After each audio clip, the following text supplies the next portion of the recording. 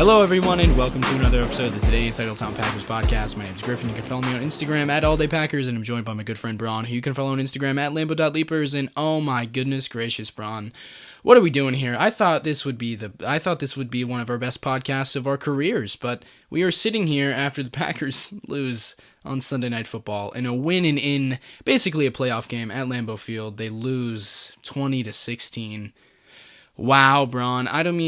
We're recording this right after the game, like we have been, and the emotions are high. I am very sad. Bron, how are you, buddy? It's so hard to put this into words, Griff, but there's just nothing worse than this as a football fan, as somebody who loves this game, as somebody who has a lot of high hopes for the team every year. There is nothing worse than this feeling that has happened for so many consecutive years in a row now. It's just tough to swallow, and you just never get used to it. At least I don't. It really is tough. Even just coming on here and trying to talk about it is tough because it is so raw. But it's just a lot of pain, so many uncertainties, and that's, even though I feel like things like Aaron, I think Aaron's coming back. I really do. Especially after some of the things he said in his press conference, even the slim possibility of him not being back is painful. And some of these other things, they start to pile up. And for another consecutive year where we just have all the hope and all the excitement, and in a different way, this one being a wild card situation where we're trying to come as the underdog and play our way, getting hot at the right time, and to have it all break down in the last leg of this stretch of games that we were trying to win and get in here.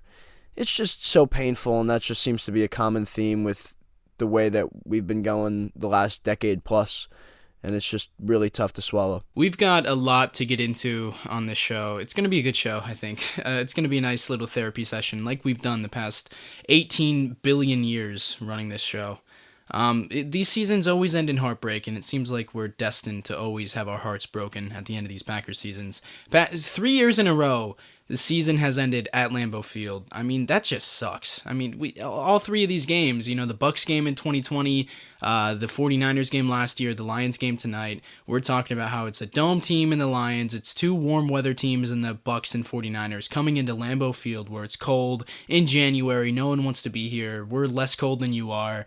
And the offense just sucks, and the defense can't close it out when we need them to. And the Lambeau Field, the cathedral of football that it is, Lambeau Field, it doesn't have that aura anymore because we've seen teams now come in here and end our season 3 years in a row now, which really sucks. But we've got a lot to get into. We're going to talk about Griff, the game, of course. I got to interrupt you, Griff. We've just lost our old school feel. This is not the Green Bay Packers anymore, and we've lost it somehow not through Aaron, but through a lot of guys. These young we've lost some of our best cold weather performers. Devontae is gone, Charles Woodson is gone, Clay Matthews is gone. These guys thrived, and this is not. We are just a young team with a group of guys that are from California, and and just a lot of just guys that don't know what it's like and haven't gotten accustomed to it. And like even Aaron Jones, for example, I hate to bring this up right out of the gate, but he just seems to fumble in our biggest games, right? And a lot of these occur at Lambeau Field. Sneaky fumble problem, Aaron Jones. It's a bad thing, dude. And look, we're driving at that point in the game. We're driving, trying to score, go up 2 scores at that point, and we fumble the ball. This is a common occurrence for him now, and we're sitting here again looking back on a massive loss, practically a playoff loss, and Aaron Jones had a turnover, and it's just like these guys just aren't built for this weather. I don't know what it is. We have to find that because that's supposed to be part of our identity as a football team, as an organization.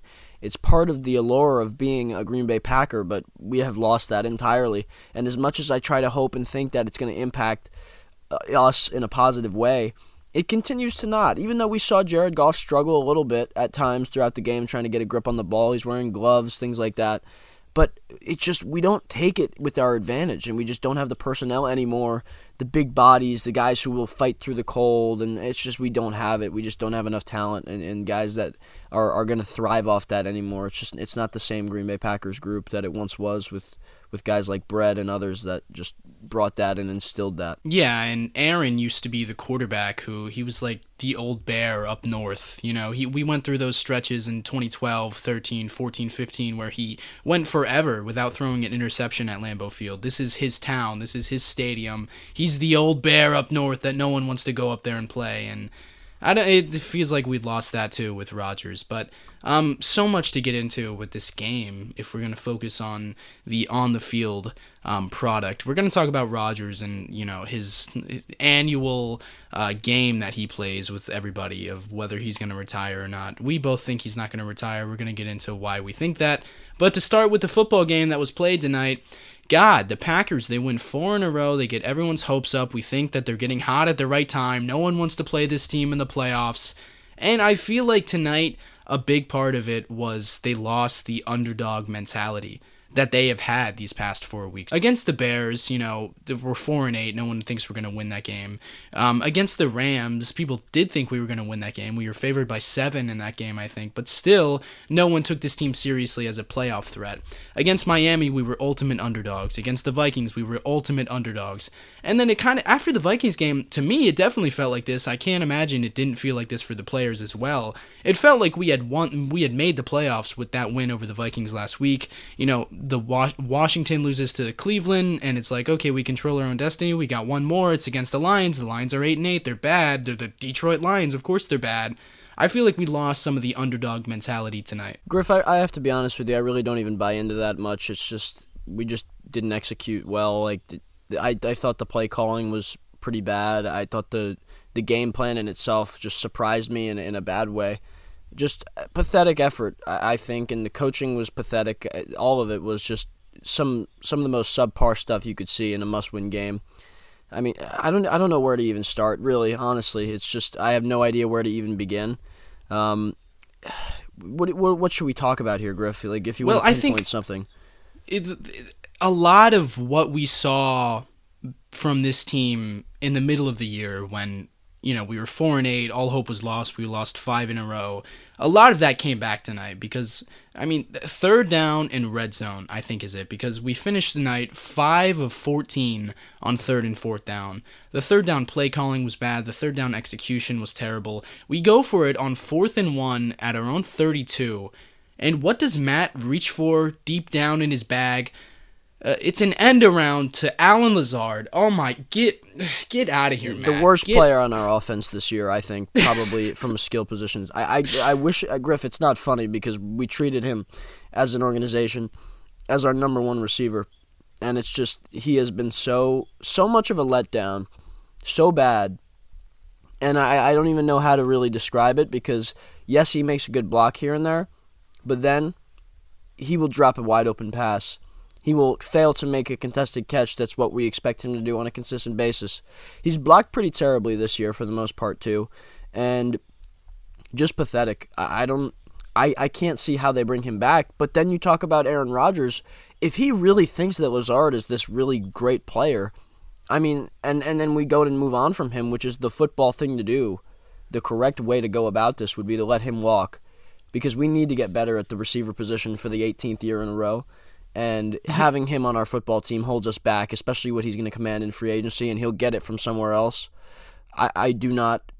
What a letdown, what a disappointment from him. And he had a massive drop today, and just a couple bad plays here and there. And yes, he makes the third down catch at times, but just the inconsistency is just too much from a guy who you're expecting to be number one, because you can't rely on that guy. And when you're expecting him to be number one, you need reliability and consistency. And he brought everything but that this year. Just totally disappointing from him. Did not live up to the number one wide receiver label that the front office put on him by paying him a whopping $2 million or whatever he was, which was the highest paid salary of any receiver on our football team. So just no investment into the position this year, and Aaron Rodgers spoke about that a little bit after the game in a roundabout way, but just that's the one thing, Griff. I'm going to sit here and talk about a lot of different things and bring up different points, but this is all fresh off the top of my head. I'm sitting here. Obviously, we just lost, so these things are coming to my head, and I'm not going to be able to get everything, and there's going to be things that we miss that we probably won't get to discuss, but as they come about here, there's a lot of reasons and a lot of things that went wrong that we want to get off our chest. Yeah, I mean, Alan Lazard is a guy that we've spoken very negatively about a lot of this season, and for good reason, because as a number one, as a down in, down out, every single play starter, he's not good enough. He's just not, and he frustrates me more so than just about any other player on this team, sadly. And now that the season is over, which it is, and that hurt me just to say, but now that the season is over, in hindsight, the wide receiver position was, I think, the biggest downfall of this team. You lose Devontae Adams, the best player you have on offense outside of Aaron Rodgers, and Rodgers pretty much said at his press conference tonight, we did nothing to replace him as a player. We had hope that there were guys like Christian Watson, Romeo Doubs, maybe Alan Lazard can step up. We had hope that there were guys who could replace what Devontae brings, but ultimately, they did not, and this organization, Sammy Watkins, forgot about that guy, this organization did nothing to replace him. So I think that is the biggest reason that the 2022 Packers disappointed a lot of folks this year. And Alan Lazard, he cannot go into next year as a starter. He just can't. I like him as a backup. I like him as a role player. I like him as a basically a tight end. But as a reliable number one wide receiver, which is what he was this year, he's clearly not good enough, in my opinion.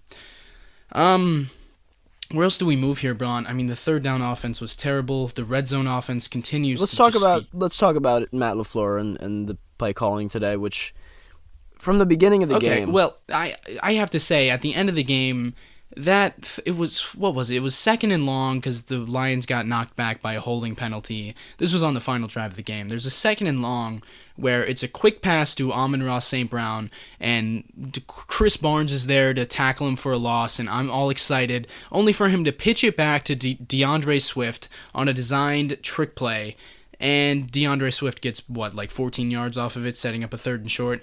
That is the type of play that a good play caller has in his back pocket. And I do think Matt LaFleur is a good play caller, but he doesn't have these go-to plays. He doesn't have anything in the back pocket. He doesn't have anything prepared for do-or-die situations like the final 3rd down of the game tonight, where Rodgers throws a pick on a 50-50 ball to Christian Watson. He doesn't have any. He never has. We don't run trick plays. We don't have any creative. Every play we run is a staple play of this offense. Why does Matt LaFleur not have anything in the back pocket? Why do we not have anything ready for these situations? Every time we're in the 3rd and long, gotta have it situation, we just run a play. It's like there's no fear from the defense. Lions fans are not afraid of Matt LaFleur calling a really creative, well-designed play in that moment, like we were from Ben Johnson and the Lions. We were afraid of what they were going to pull out of their back pocket. No one's afraid of that with Matt LaFleur because he doesn't have these back pocket plays. Griff, I don't get it, because we just had a fantastic game where I thought Matt LaFleur maybe had one of his greatest play calling games. In terms of just, it's tough because we don't have Devontae, and it's a different type of game plan than we've had in years past. But I still think that was one of his better games against the Vikings, where we dropped 41 points on them. I don't know what happened. I mean, it was just a completely different environment and a completely different feel to the game.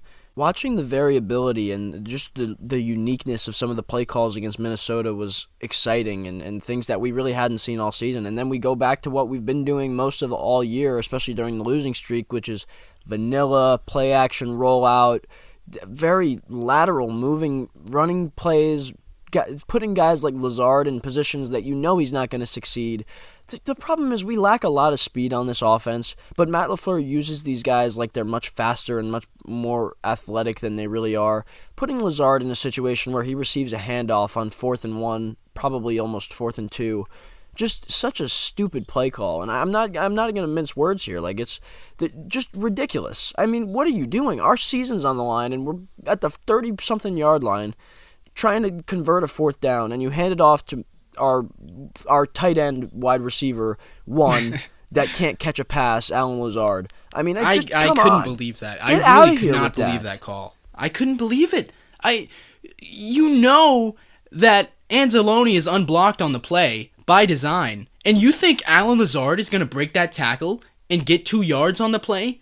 Who in their right mind calls that play? I'm sick of the shotgun handoffs to A.J. Dillon, who can't move the ball for his life. I'm just tired of the usage of Aaron Jones versus A.J. Dillon continues to puzzle me to no end. I'm just sick and tired of A.J. Dillon running up the middle, whether it's in the gun or whether it's under center, for 2 yards, and he averages 3.4 yards per carry, and everybody talks about him like he's this just difference maker. But really, in reality, he is just not. He has been so pathetic. This year was one of his, it was a low point for him.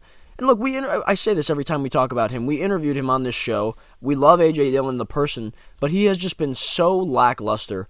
It's pathetic. I don't know what to say. He dropped a wide open pass. He made a horrible adjustment when Rodgers was rolling outside the pocket in the end zone on 3rd and goal. These are the things that you need to do, and I don't care how old he is. He's been here 3 years. It's just you need to start to get it or you can't, right? And it's just like I'm sick and tired of this. We need playmakers. A.J. Dillon is not fast enough. He's not athletic enough to make these kind of plays that we would put him in position to make every single game. And we do the same thing with Lazard, who's not talented enough and not athletic enough to make these plays that we ask him to make. And that's on the fault of Matt LaFleur. That's on the fault of Brian Gutekunst. And it's ridiculous. And I'm sick and tired of it. A.J. Dillon is another guy who we talk too poorly about, but for good reason also, because he's just not... I love A.J. Dillon the person. Every time we talk about A.J. Dillon, we have to say this. I love A.J. Dillon the person. He's a phenomenal human being. We've had him on the show. He's a great guy, right? And it makes sense why the Packers would draft him in the 2nd round if they loved his personality. But it comes down to the fact that running backs are replaceable very easily. You can find a million A.J. Dillons in the 7th round of the draft every single year. I don't know why we finished this game with Aaron Jones having 12 carries and A.J. Dillon having 9 carries. Why does it have to be a 50-50 split between them? Why? Why does it feel like we come into these games with the game plan being, let's get the ball in A.J. Dillon's hands? Why? He doesn't break tackles. He doesn't force missed tackles. He's got big legs, yes, but he's not running through anybody. He goes down on first contact almost every single play. He gets what the offensive line will give him. Aaron Jones is the type of running back that this coaching staff thinks that A.J. Dillon is.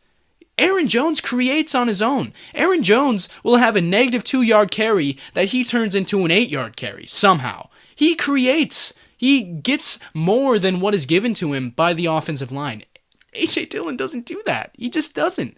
And I don't know why we have to have him on the field. I mean, early on in the season, going into the year, knowing you don't have a whole lot of talent at the receiver position, it makes sense that you're going to try and make the identity of your football team these 2 running backs. But this late in the year, I don't know why Matt LaFleur and this coaching staff would continue to think that's the case, because we love the play call of the pony personnel when we have AJ and Aaron both on the field at the same time, and it's an RPO where Rodgers has the choice of either handing it off to AJ Dillon or throwing it out wide to Aaron Jones. No matter what we do on that play, and we call that play probably 10 times a game, no matter what choice Aaron Rodgers makes, it's a 2-yard gain at best.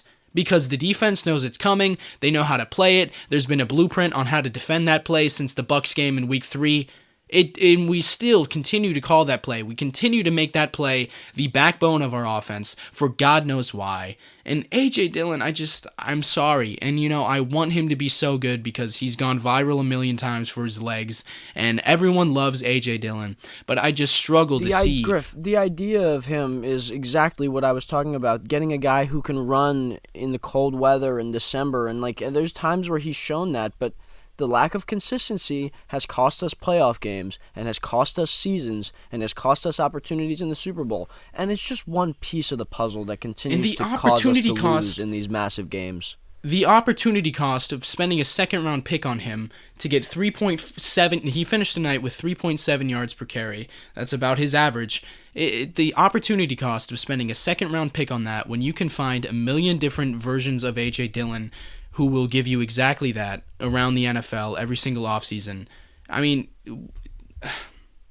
I, Yeah, I we don't can't even spend want a to. second round pick on a receiver for any reason, other than just to make Aaron throw to No, guys that's like Samori Torre.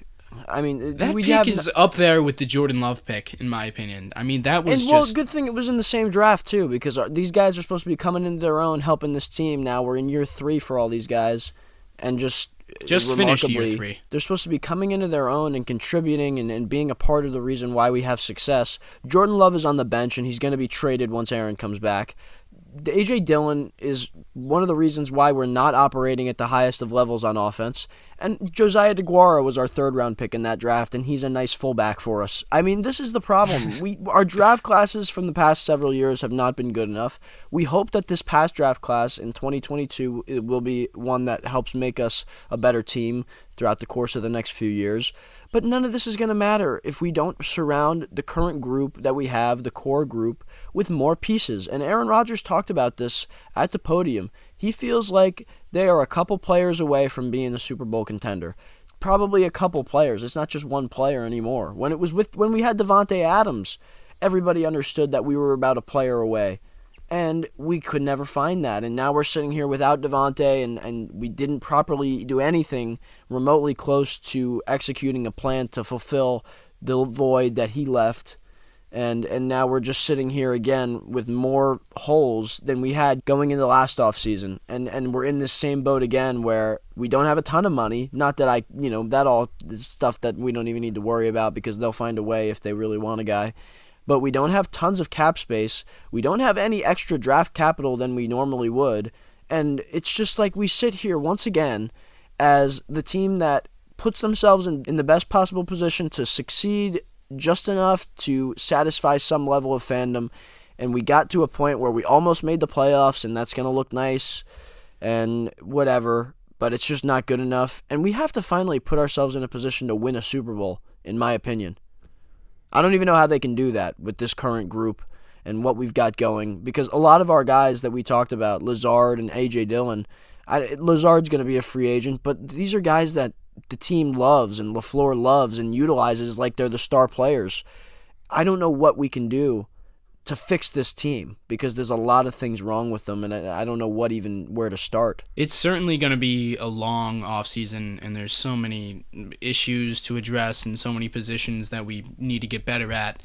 This was the worst case scenario ending for this season because if you go back to the Philly game, after that game we were 4-8. I wanted to start Jordan Love. I was ready to tank so we could at least get a top 10 pick. And we decide to continue to play Aaron Rodgers because we have a 4% chance at the playoffs or whatever it was. Ended up being for good reason because we lost by 4 points in a game where if we had won, we would have gone to the playoffs. So it was a good decision to keep playing Aaron and keep trying to win. But ultimately, the season ends with us having a record of 8-9. And we have the 15th overall pick in the draft right in the middle of the NFL. And just the worst case scenario. There's nothing good came out of this season. Nothing good. We didn't get hurts.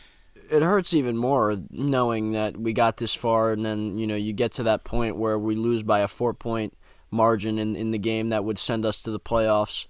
And it's just we do this every year, but I mean the heartbreak is the biggest part of it to me. Like whether we have the 9th pick or the 15th pick, it's like at the end of the day that stuff doesn't matter until draft day really. But the heartbreak of it all is the true thing that hurts the most, and you can't do anything about that. You think we'd get used to it and it would get a little easier? It never does. I'm on the phone crying like a little baby. In the fourth quarter, I was borderline tears on. I don't even want to relive it, dude. It's not a good feeling. It literally makes me question why do I care? Why do I watch this sport every year? Because Griff, we want this every single year, Griff. And I say this after every single loss, after every single season end, every single thing we think about. I mean, think about 2014 and think about 2016 and think about 2017 and 2018 and 2019 and 2020 and 2021 and now this year. They all will be so.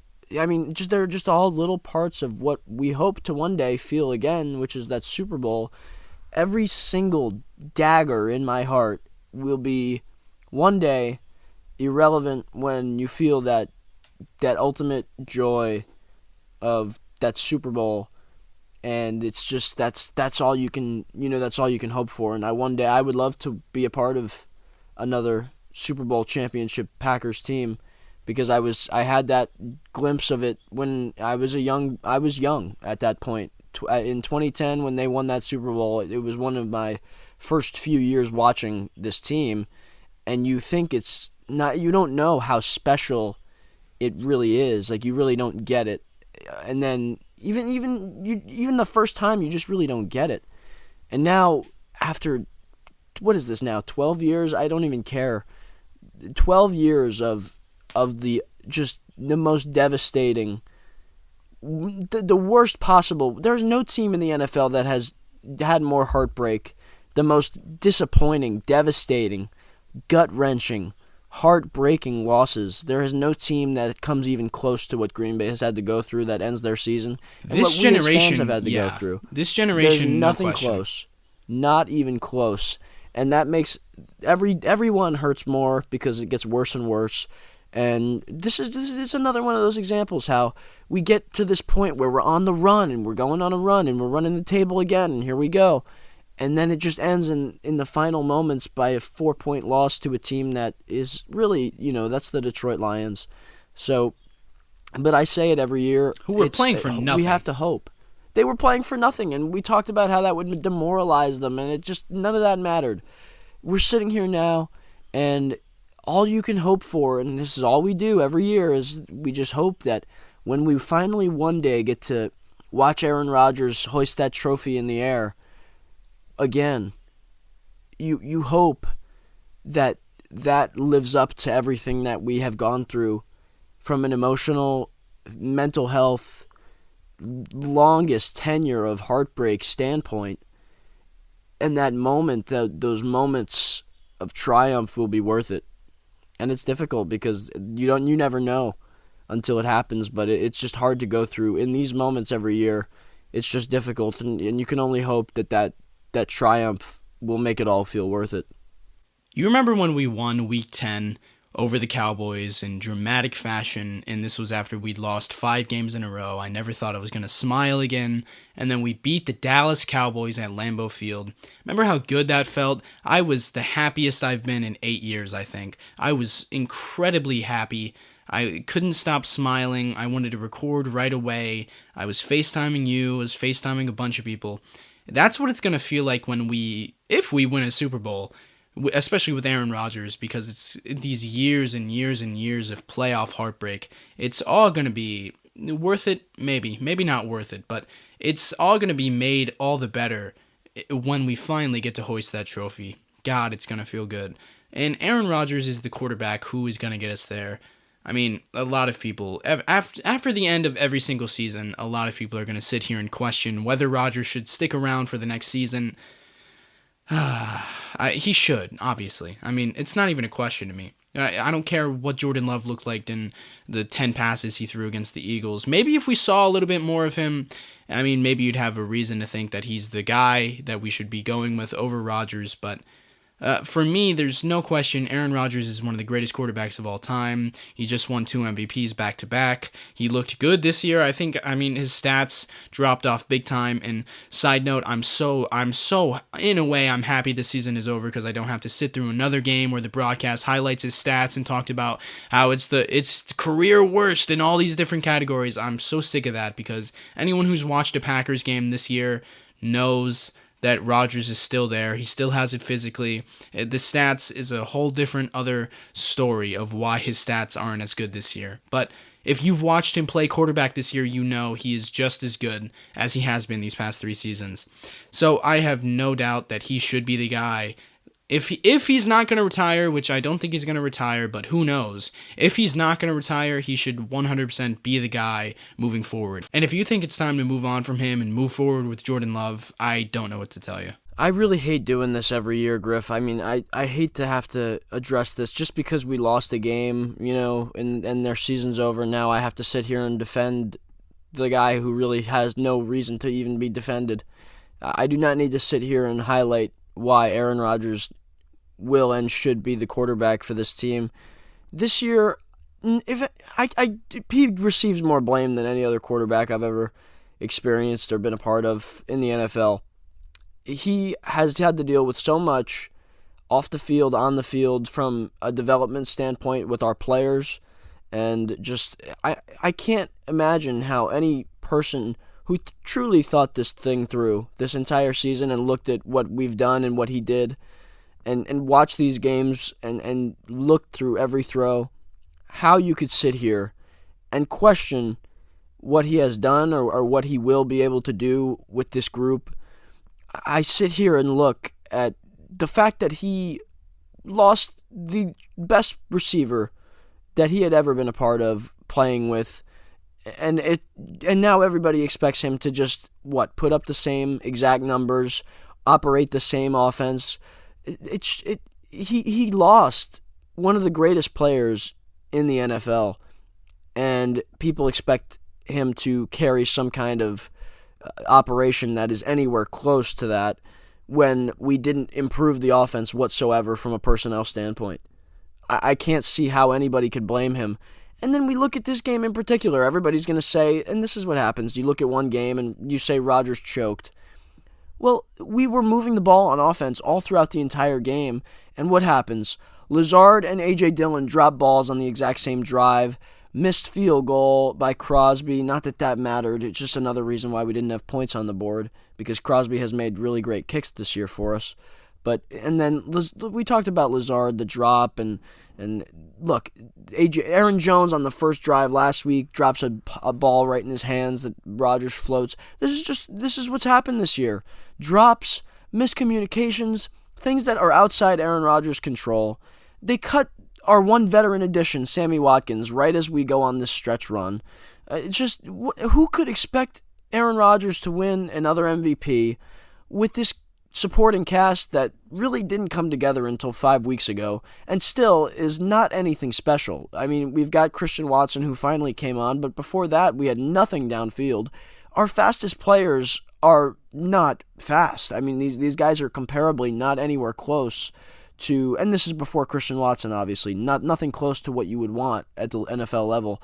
And none of these guys could get open downfield, and we're expecting Rodgers to throw for 300 yards and 3 touchdowns. Nobody's getting open. Nobody's able to run. Robert Tunyon's coming off an ACL. Romeo Doubs is one of our faster guys. Randall Cobb is at the age of 30, whatever he's at. And I still think he's a great player, and I want him back. But none of these guys can move downfield. Christian Watson opened that up. It opened our offense up a little bit. Rodgers was able to do some things a little differently. We saw it tonight with the deep ball to Watson at one point. His main targets just are not good. This needs to change, and I don't know what it's going to take for this front office to finally see that we need more weapons, guys that can actually get open, real, legitimate NFL threats, and we've needed this since Devontae was here. We need it even more now that he's gone, and we still haven't addressed it.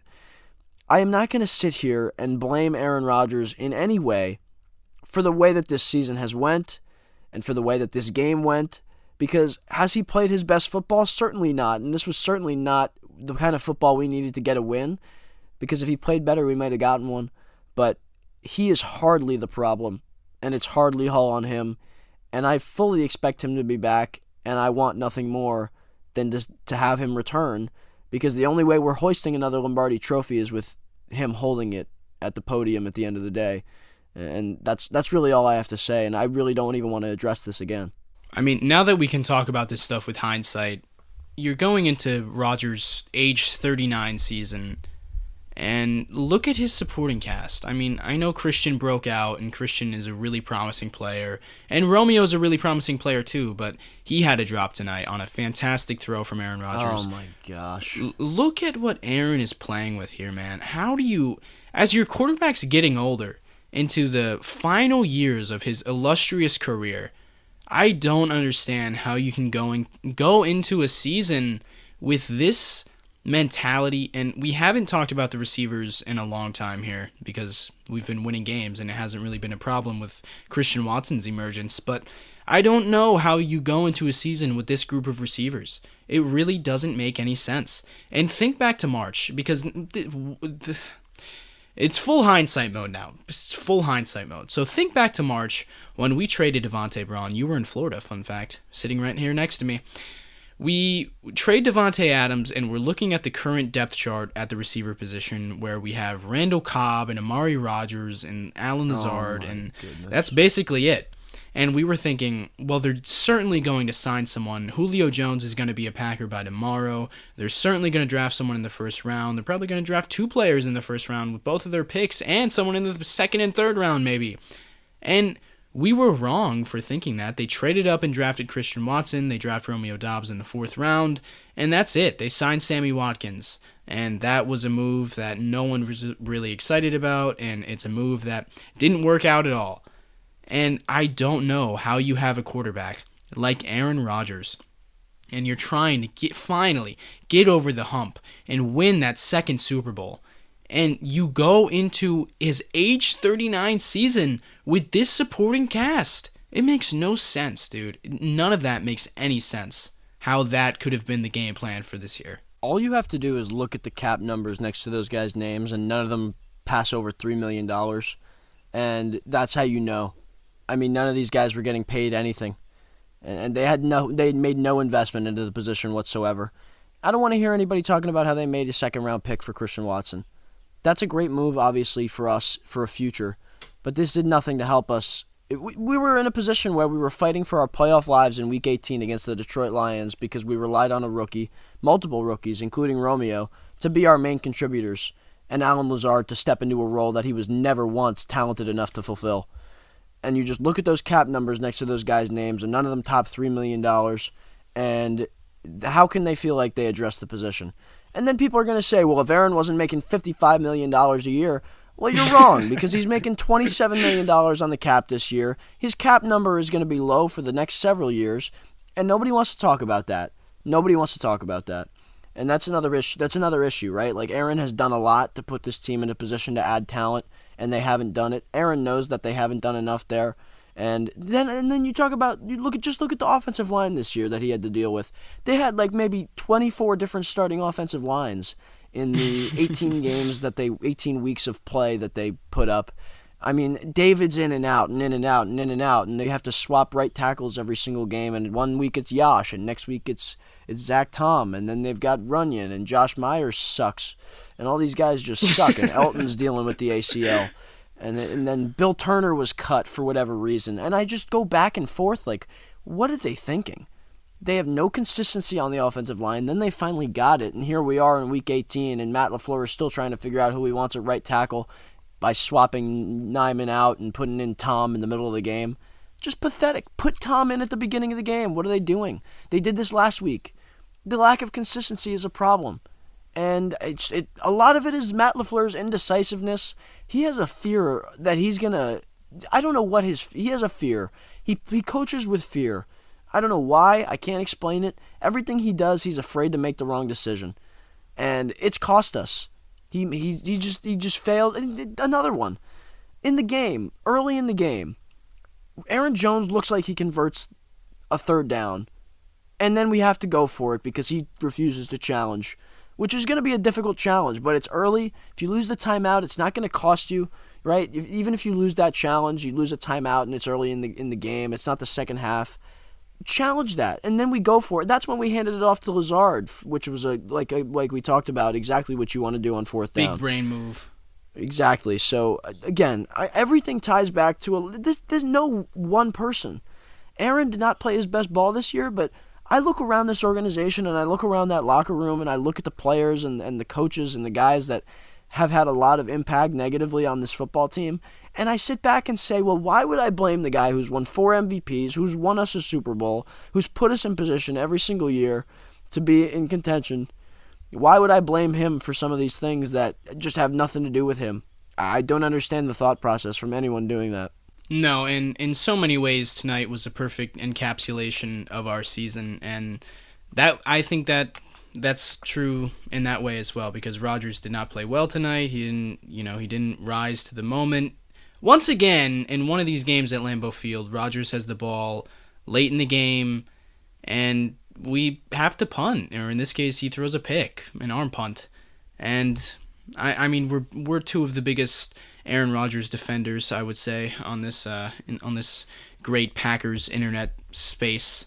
But I have to say it's upsetting that, I mean, when's the last time Rodgers had a really great fourth quarter moment, you know? When's the last time the ball was in Aaron Rodgers' hands late in a game and we thought we're going to go down and win this football game? 2017 against Dallas.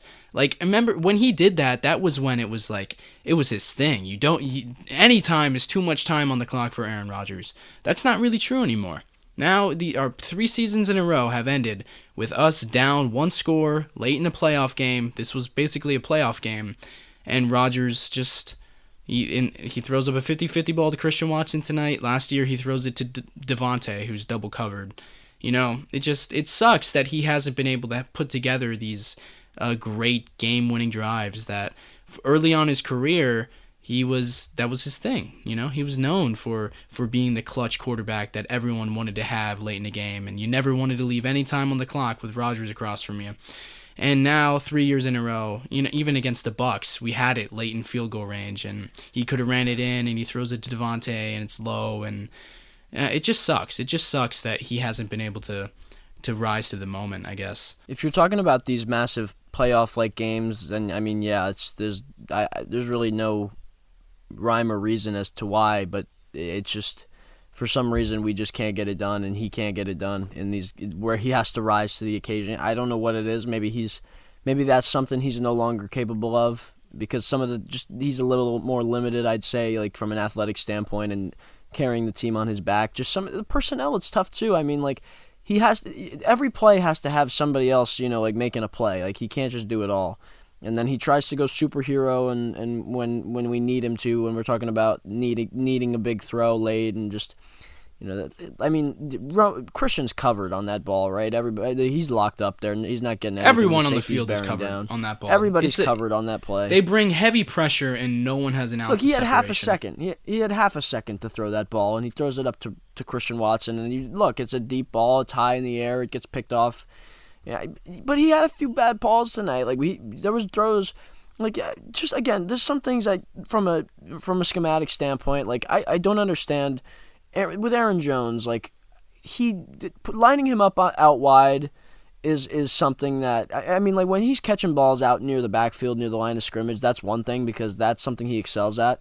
But lining him up out wide and putting him at a wide receiver position and then having him run downfield to try to make catches, that has rarely worked. I mean, that has rarely worked for us, and they seem to do it in big games quite a bit, and it has failed us in a lot of ways. And Rodgers made bad throws there, but Jones does not run routes. Like, he's not a route runner. Like, it's a problem. Like, putting him out there to try to run routes and make plays, Rodgers throws him this ball, and it's a missed throw, clearly, but he did this twice. And the safety, Kirby Joseph, both times, who has picked Rodgers off more times than we can count at this point. He picked him off 3 times tonight, 2 times in the last matchup. What is with Aaron? I've never seen anything like it with a player like that on defense, who Rodgers just cannot stop throwing the ball to.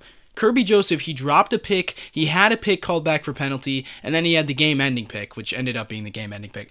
I've never seen Aaron have that kind of, like, a kryptonite in a defender before. It's so strange. 5 total should be interceptions this year for Kirby Joseph. What happened? What is with that, dude? And both of those were on the plays I was just talking about. He dropped one earlier in the game. Aaron Jones up the right sideline. He tries to throw him a ball, and it's about to be a touchdown. Kirby Joseph undercuts it. And Aaron Jones just doesn't have that ball sense. Like, clearly the ball is something that he's going to have to go up and get, but instead he's, like, fading away, like, trying to let the ball come to him, and it's a ball that he's a lot like Allen in Miami. Allen has a beautiful knack for just not putting effort into making catches. In those, he wants the ball to fall in his lap at all times. And Aaron, not that Aaron Jones does that, but Aaron on this particular play had that ball hoping that it was just going to fall into his lap as he tumbles into the end zone, but that's a ball he has to go up and get. And instead he turns his body, faces up, starts fading backward, hoping it's going to land in his chest as he falls into the end zone, but instead Joseph undercuts it and almost picks it off. Then later in the game, similar play, Jones is running up the sideline. Rodgers has to put it on him, bottom line, but instead Jonesy is running, but he starts to slow down, and the ball is in the air, and Rodgers is thinking he's going to start running and try to get a deeper angle on it, and instead it gets picked off. It was called back, but it's just another one of those things. Like, I don't know why. Nothing ever good happens, basically, is my point. When they put Aaron Jones out wide and we throw the ball to him deep, it just had. I don't. The one time that where it felt like he caught a pass and did something with it was in the San Fran playoff game last year. But we remember he should have scored on the play, but instead didn't end up scoring, and that was part of the whole thing. Like, And that led to a blocked field goal. exactly. So we haven't seen enough from him doing things like a wide receiver to be putting him out there and making. And he's supposed to be one of our top receivers. Like, it's just a silly decision. He's our running back. Like, that's our problem. We're putting guys in positions to make plays that they can't make. Alan Lazard taking handoffs, and just he's not a good player. He's not a good player. We keep talking about Lazard, and I hate to do it. I hope people don't hate me for continuously talking about Lazard, but his lack of impact is one of the main reasons why this team didn't succeed. Whether that's Brian Gutekunst's fault, I'm not blaming Allen himself mostly, because nobody asked him to be the wide receiver one. Nobody expected him to be the wide receiver one previous years. Matt LaFleur, you can only use what you're given, right? But, like, the utilization of them in particular is just so poor. And this is the problem with this team. And I don't know what to think, because can we win with Matt LaFleur as our head coach? I don't know. A lot of layers to that question. I haven't given up on LaFleur yet. I think he's a good coach. He does feel like a Madden, like, create-a coach, like a default vanilla placeholder coach. I don't know how he leads. I don't know what he's like in a locker room. I've only seen him talk at press conferences, and he's never really felt like a guy who would be a great... I mean, this is a player-led team. This is a player's locker room. The leaders on this team are the players. So I don't know what he always needs talks to be about. Doing. Griff, I mean, look at the Lions, for example. Dan Campbell leading that football group to a win after they got eliminated from the playoffs an hour prior to this game. They beat us, supposedly the red-hot team, the team that's got everything in front of them. Our destiny is in our hands. We control our fate.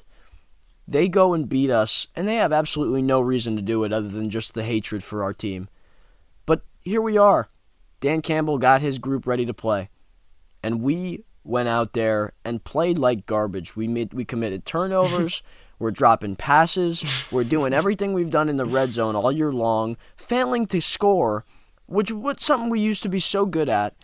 And Matt LaFleur looks like the basic vanilla play caller that he's been all year. And I don't understand the game plan going into this game, deciding to do all this lateral movement as opposed to more downfield stuff in the middle of the field. The lateral movement was insane tonight, man.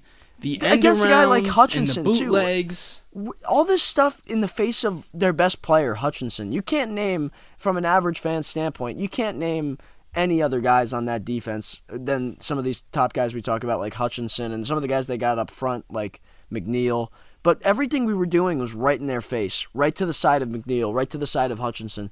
And it makes no sense. I don't know what the game plan thought process was, but they're vulnerable in the secondary. And look, we don't have the greatest personnel out there, as I speak about on a consistent basis, but certainly that's something I thought we would look to challenge, and we did not do it. It makes no sense, and I'm sick and tired of the lateral movement when we're supposed to be an offense that has to get the ball downfield. We've got Christian Watson. We made one completion to him. That was a deep shot. We need more. We need better personnel. We need better play calling. I'll go back to what we did in Minnesota. I thought that was very unique and creative. We did a lot of great things in the running game, the passing game, the play action. In this game, it was all stale. It looked like we've done in 2020 and 2021 with guys that aren't as talented and aren't as good. And and the lateral stuff, I will never understand the game plan from this game. Matt LaFleur he said the moving offensive line that in that moving game, he said it just didn't play well, which I've never really heard him say without watching tape, that he just thought that the offensive line didn't play well in the run game. He just thought, and he said they didn't play well. But part of it too is like a lot of whiffed blocks tonight. A lot of whiffed blocks. But that's a good defensive front with that young Hutchinson. He is a real deal player. Like, he is a legit player. You know that. He's a problem. And they did nothing to try to figure that one out. But I don't understand the game plan, and I'm not going to. But part of it is the personnel, the jumbling offensive line, changing our offensive line every single game. We're never going to have the same five in a single game, it appears. I mean, just all of this wrapped into one. You could look at a million reasons why we lost this game, why our season's over.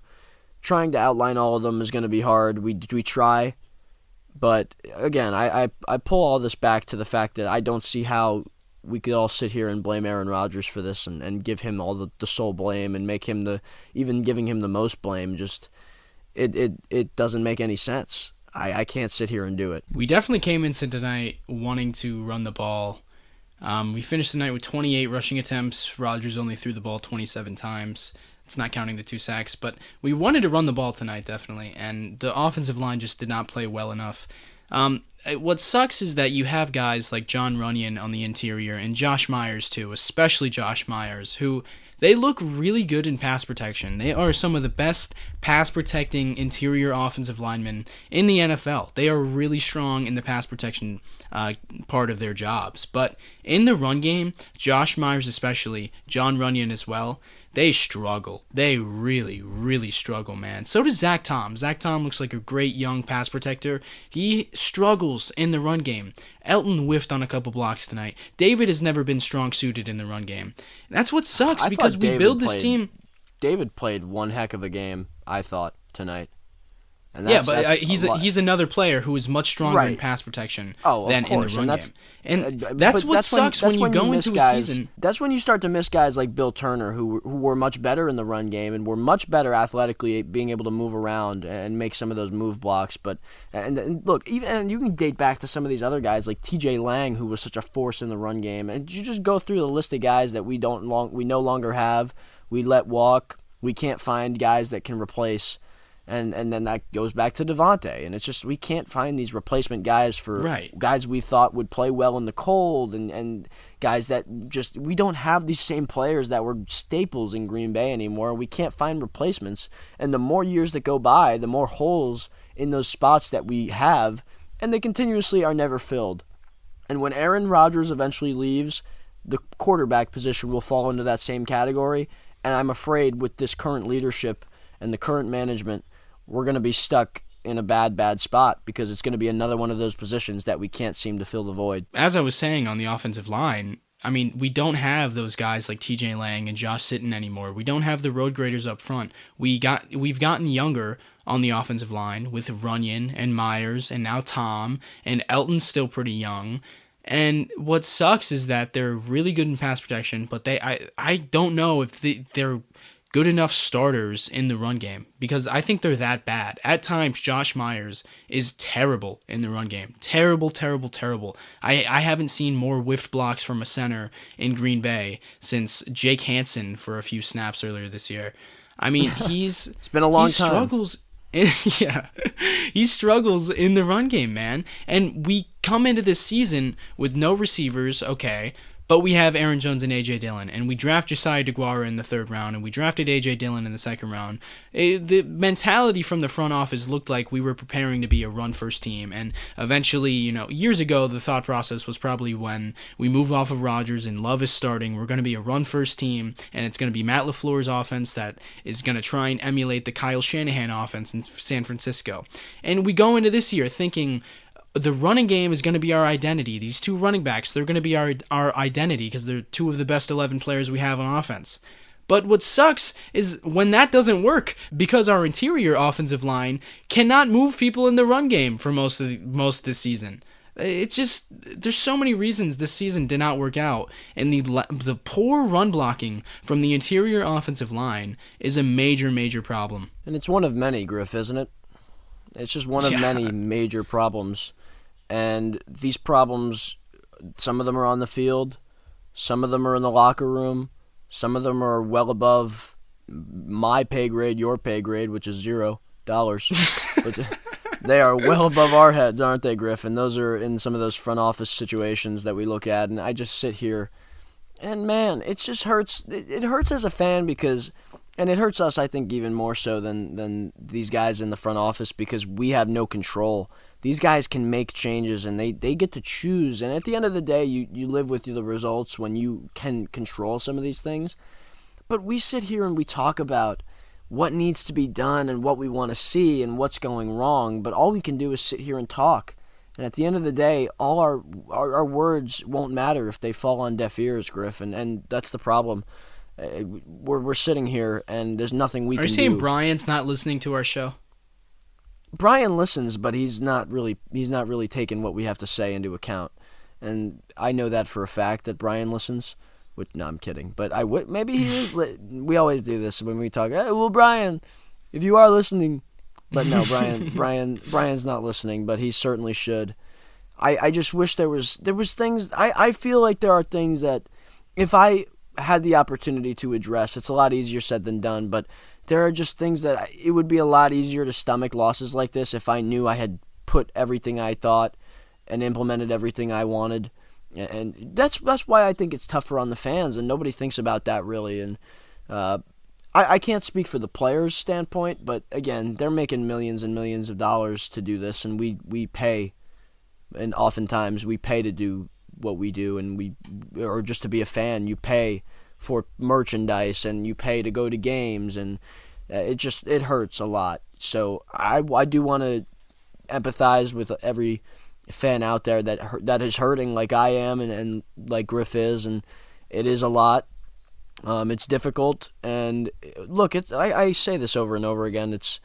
It all has to mean something even more. It's going to be so worth it when we finally, and I truly believe we will win another Super Bowl with Aaron Rodgers. I truly do, and when that does happen, and hopefully it's next year because these get tougher every year, but when that happens, it will be so worth it, and you'll look back and think of it all as part of that journey that we got to this point, and now we're sitting here and we're Super Bowl champions, and one day I want to be able to say that we will be once again. Look, there's no worse anxiety than the Lions getting that 14-yard play on the lateral I talked about earlier from Amon-Ra St. Brown to DeAndre Swift, and setting up a 3rd and 3 at the Green Bay 17. And that play leads into the 2-minute warning. That 2-minute warning, that's the worst anxiety you can feel as a human being, I'm pretty sure. Bron, if you remember, we were on FaceTime during this commercial break. I was breaking down, verge of tears. I'm acting like a baby. Like, it feels like I'm watching my mother die. Like, it's 3rd and 3. Oh my God, they just need one play. I have no faith in this defense. We do stop them from getting a first down. I had forgotten about the fact that you're allowed to go for it on 4th down in the NFL. And so that they get a 2-yard gain, Jamal Williams setting up a 4th and 1 from the Green Bay 15. I thought it came down to one more play. It's 4th and 1, then I'm like, oh my God, they might go for this. I'm screaming, jumping around in my room, screaming, please kick it, please kick it, please kick it, knowing damn well they're not going to kick it, they're going to go for it. And they do go for it. And that right there, I said the previous play was the worst anxiety you can feel as a human being. I lied. This is the worst anxiety you can feel as a human being. It's 4th and 1. They need 1 yard, and you just have no faith in your team.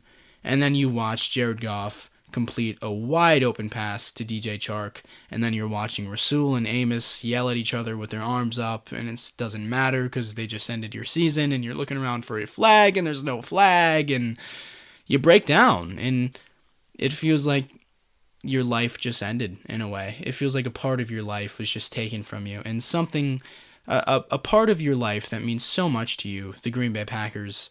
I'm not just a fan, and I think I speak for a lot of people. If you're listening to the show, I assume you're probably a hardcore fan of the Green Bay Packers, and they're a significant part of your life, like they are mine, and like they are yours, Bron.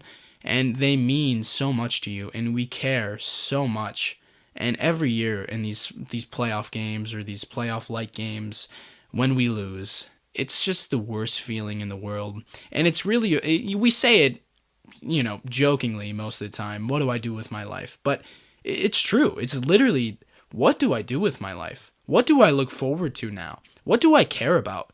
The draft? I don't care. The 15 overall, I'm not thinking about prospects. How am I going to sit here and watch playoff football for the next 5 weeks? I don't care. I don't care who wins the Super Bowl. I don't care about anything. Our season's over. We're not going to get to watch this team play football. We don't get to watch Rodgers play football until September. And then we have to do this all over again just for another lottery ticket. It sucks. It's a terrible, terrible feeling. Terrible feeling. And it literally, I said this last year definitely, and I'm kind of joking, but I'm being honest. It makes me question, why do I watch this sport? Why am I a fan? What am I getting out of this? I've been a fan, not very long, since 2014. What is that? 8 years. 8 years now where I've put my heart and soul into these seasons, into these Packers teams, and every single season it has ended with me devastated. Griff, a lot of fans feel the way that we both feel right now, which is just it's a lot. It is so hard to even just put into words, but it sucks too, because you care about it so much, and really, like I said, one thing, there's nothing we can do. There's no control. We have no control. As much as I would love to have that, you have no control over anything that goes on the field, the process of the personnel, the management, none of it. We have nothing. And all we do is cover the team, Griff, you and I. And all these fans can do, we watch, they consume the content that we put out, they watch the games, they root for us. And it's just so painful because there's nothing we can do. It's that's all. There's nothing we can do more than just watch, and that's it. I mean, all you can do is watch and hope the outcome falls in our favor. And if it doesn't, you live with the results. And that's the worst part of it, is we do this. We do this at, maybe we're just as obsessed as the guys, the players that spend all week practicing for the game on Sunday, and the personnel staff that spends... We're not posting memes on our story after the game, so maybe we care a little bit more. Right, Griff. We're just as obsessed as these guys that are in the personnel staff that are preparing for the draft as we speak right now. Maybe not right now, but during this playoff time that's going to be coming up. They're going to be focusing on the draft, and then they're scouting guys, and we care just as much. And it's just a different type of care, but we also get less respect because we don't do it at that high level currently, right? And it's just we're not in the building and whatever, but we get that same, if not worse, feeling, and there's nothing we can do about it because we don't have that same impact that we wish we did. And I have goals and aspirations personally, but right now there's no control.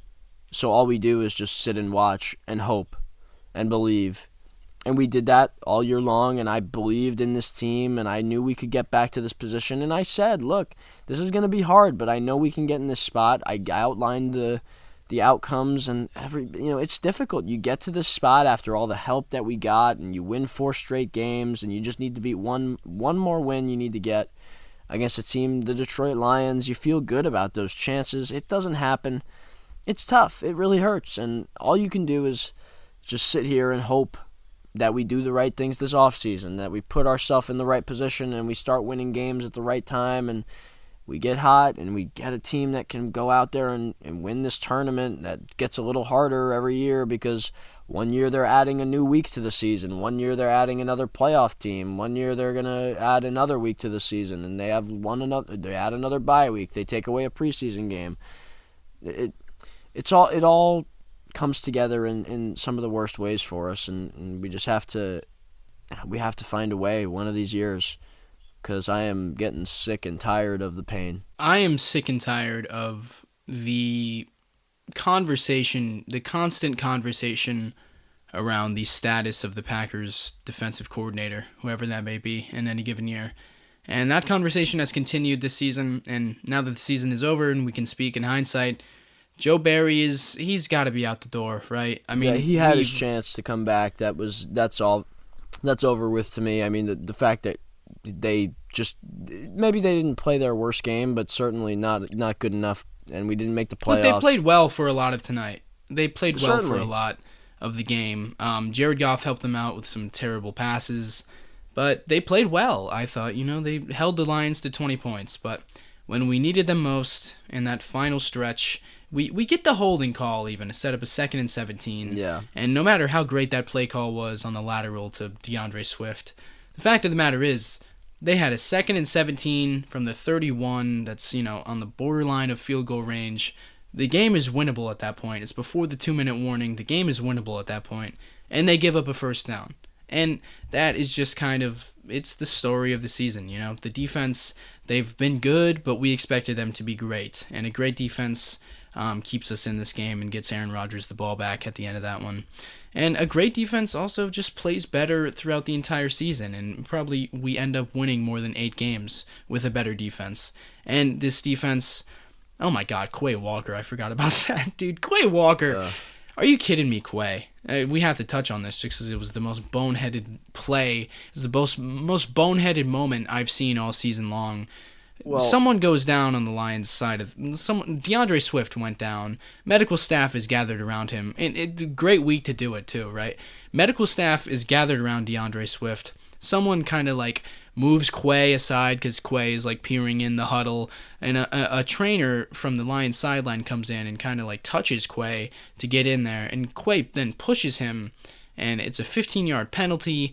Quay gets ejected, and he's crying, and this is the second time now that he's been ejected for shoving a non-player, or whatever, a person who's not suited up to play that night. In this case, it was a medical trainer from the Lions sideline, and he gets ejected. That's twice. I've never seen that in my life, someone getting ejected twice in a season. Griff.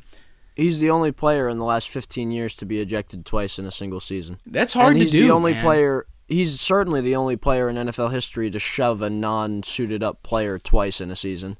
I mean, it's just another one of those reasons why we are not Super Bowl champions and why we're not going to the playoffs. It's just like your first-round linebacker shoving guys that are in street clothes is a problem.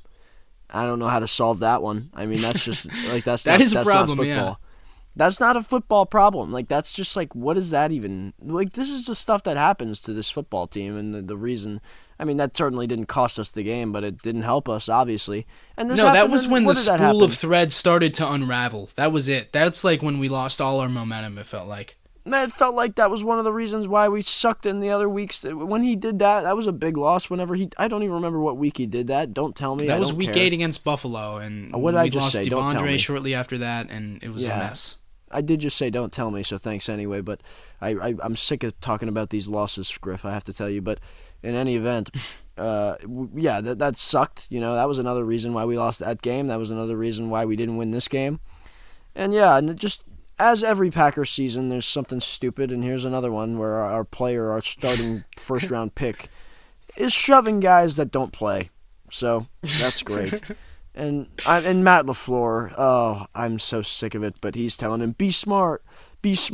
Shut up, Matt. It's over. Be smart. Like, thanks. I don't know. Like, what is he supposed to do with that? What do you do with that? He's already going to get ejected. This is the second. He should have put this to bed. I mean, when that happened the first time, you'd think it would never happen again. Clearly, Matt LaFleur didn't do enough, and clearly Quay, just a complete lapse in judgment. If this was any other player, he'd be cut. I don't know if he'll be cut because he's a first-round pick, but they've cut guys for much less. Doing that twice in a season, that's something they'd cut a guy for. Absolutely. I don't know what's going to happen. I don't think he'll be cut, but what a season. What a total epic failure of a season. I have to say, yelling "be smart" from the sideline after that, isn't that such a Madden moment? That's such you get a penalty in Madden, and then it cuts to your default coach yelling "be smart" on the sideline. Feels like something that would happen in a 7th grade basketball game when your kid throws it out of bounds on accident or something. It's like it doesn't feel like something that should be happening in an NFL game. No, I mean, that's crazy. It's crazy, but the defense overall, we have to talk about them. Not enough. Griff, not enough. Not good enough. Just not enough. Simple as that. Not enough. And that's the reason this defense got better is because guys like Jaron Reed, guys like Darnell Savage, who had I thought both those guys played well tonight, and they've been playing well in the last down the stretch. Darnell had his coming out game after he was benched, and he's been playing well tonight. I thought he played some really good ball, but then there was times where he didn't play well enough. Well, there was one play where he jogged as Amon-Ra St. Brown shifted. He motioned from the right to the left and then back to the right, and Darnell was basically walking with him, and Amon-Ra is running, and he gets open on a 3rd down and converts. And it's just like, it's inexplicable stuff. Is that coaching? Is that Darnell? Because he had a good game, but then there's little plays like that. And it's just like there's been an uptick in play from guys. I feel like Rasul, Jair certainly last week, and he wasn't really. You didn't hear his name much tonight, so that's probably a good sign. Got to I go don't back know and if he got watch. targeted tonight, Didn't honestly. even I didn't see him get targeted when he made a couple tackles and things like that. The safety play I thought was pretty bad, obviously tonight, but that's something that had been better the past several weeks. Pass rush wasn't good enough tonight. Up front, the linebacker play it wasn't good enough either. Devondre not playing well enough. But again, I mean, there's plays where Adrian Amos is lined up against Amon-Ra, and it's just like, well, that's going to be a problem. And then Amos is on the ground as Amon-Ra converts the first down. It's like, I don't know what the solution is, but it's probably going to have to not include Joe Barry just because they need a fresh start. The personnel was too good for this to be the case, and it's almost too little too late, I'd say, for him, even though like he may have put things together against the Vikings last week. Losing this game, to me, eliminated any possibility that he could return. Just too little too late, and they need to find somebody that can better utilize these guys. The improvement we've seen from the defense these last few weeks, this winning streak, has been largely only because of turnovers. You know, they've still given up a lot of yardage. It's just been the turnovers. What was it, like 9 turnovers over the past 4 games or something like that? I mean, that's something that's out of Joe Barry's control for the most part. Turnovers are very noisy. They're not very predictive. They come in bunches, as they say, because they're quite random. Fumbles are quite random. And they got zero and there tonight. were yeah, 0 turnovers tonight. And I feel like if we had gotten a couple turnovers like we have these past 4 weeks, we probably score more points offensively. We probably win this ball game. But the turnovers vanished tonight and this is a defense where if you're not getting the turnovers, then you're giving up yardage, and eventually you're giving up points. And the Lions, they ran the ball really well tonight. They dominated the trenches. I have to say, I'm very impressed with the Lions' offensive line. They just completely. Kenny Clark was a non-factor on a lot of plays tonight. Great game from that group. That's a really strong group that they have in Detroit there with that offensive line. To shut us down like the way they did was impressive for sure. Yep, and I mean the defense, man. It's just what more can you say? Just not enough. Just boneheaded mistakes. Adrian Amos continues to be a problem in pass coverage.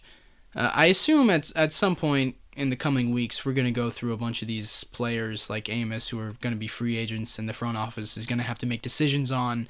We're going to go through all those guys and talk about whether we think they should be coming back. But Adrian Amos is a guy, Bron, that I think we're both in agreement is probably not going to be wearing green and yellow next year. Yeah, I mean, we're going to do a show probably. I would say, Griff, we can probably go through every player and just do a cut, keep, extend kind of thing, look at every player and see and evaluate their season. I think that's something we need to do. That's something the Packers will do. Matt LaFleur will do that.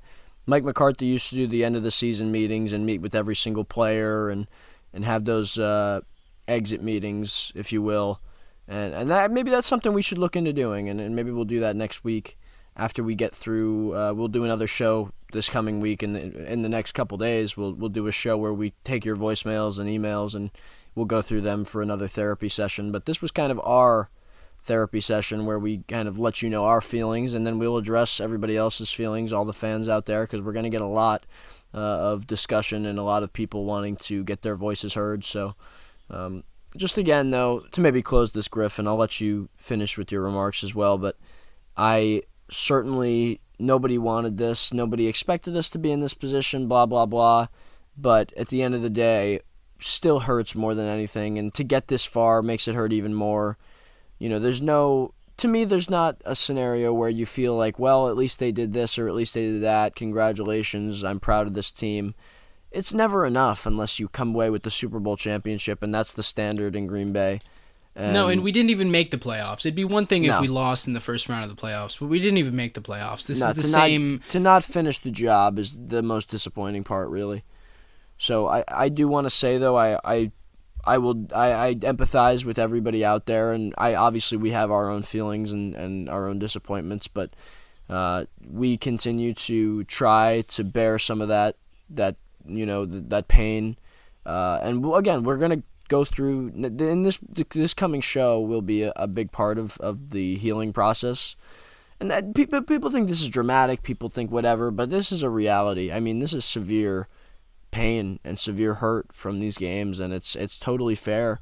I never want people to feel bad about really being disappointed by this team, because it's a real thing to have all this time invested and hope and belief in something and love for something, and to see it not come to fruition is painful, and there's no shame in that whatsoever.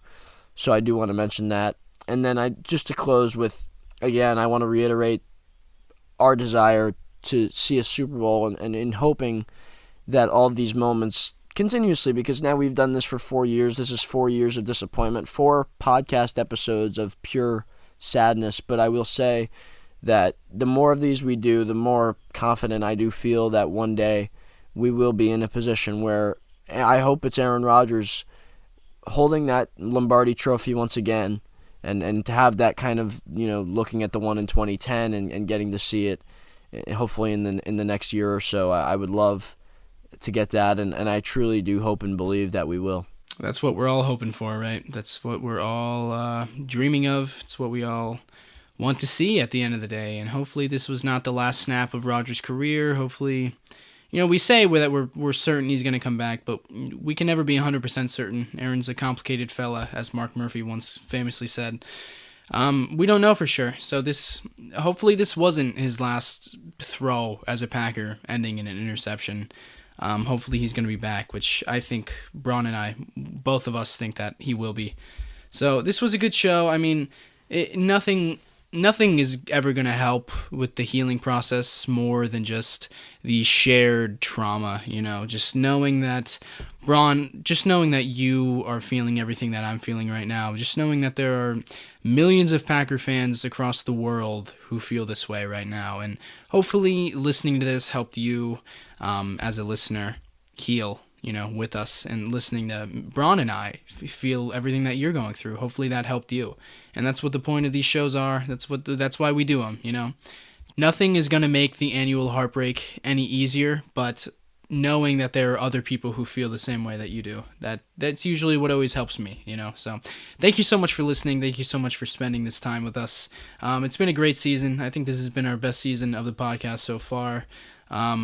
It sucks that this is how it ended, but we move on, and as people say, there's always next year. It's true. There is always next year. So we'll be back next season. We'll be back later this week to get your voicemails in. If you want to leave a voicemail, we ask for them on the Instagram stories.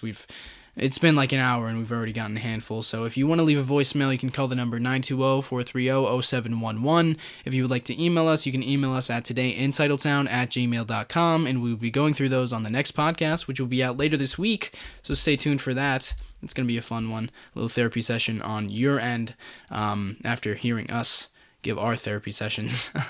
So that's going to be fun. Thank you so much for listening. Thank you so much for sticking around this season. If you'd like to leave a review, you can rate the show 5 stars on Spotify and iTunes. You can leave a review on iTunes. You can send us feedback on Instagram and follow us on Instagram as well at Today in Titletown. You can follow me on Instagram at AllDayPackers, Bron on Instagram at Lambo.Leapers, and that's everything. It hurts, man. It really does hurt, but as always, go Pack Go. Thank you, everyone, for a great season. That ended very, very sour, but we do appreciate everyone who listens loyally, everybody who listens every week. It means a lot to both of us, and we are not going anywhere. We will be doing these continuously as we approach the different key points of the off season, and as the next season approaches. This is painful, but thank you, everybody. That's really painful right there. I hate this. I really do. Every part of it, every fiber of my being, every bone in my body hates the things I just talked about off season. But thank you for listening forever and always through all the ups and downs, and the downs and some of those downs as well. Go Pack Go.